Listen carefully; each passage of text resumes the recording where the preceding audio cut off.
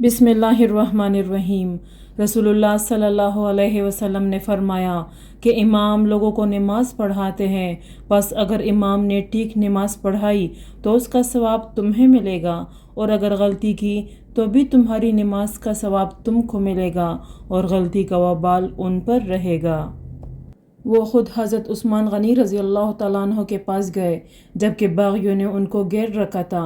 उन्होंने कहा कि आप भी आम मुसलमानों के इमाम हैं, मगर आप पर जो मुसीबत है वो आपको मालूम है।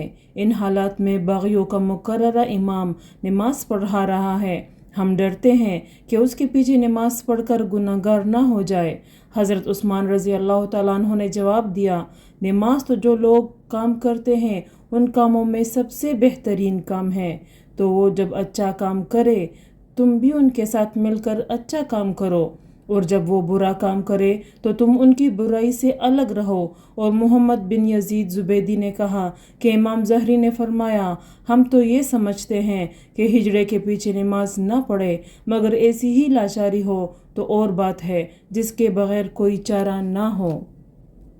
नबी करीम सल्लल्लाहु अलैहि वसल्लम ने अबू ज़र से फरमाया, हाकिम की सुन और अताअत कर, ख्वाह वो एक ऐसा हबशी ग़ुलाम ही क्यों ना हो जिसका सर मुनक्के के बराबर हो। हज़रत इब्न अब्बास रज़ी अल्लाह तआला अन्हु बयान करते थे कि उन्होंने बतलाया कि एक रात मैं अपनी खाला उम्मुल मोमिनीन मैमूना रज़ी अल्लाह तआला अन्हा के घर पर रह गया।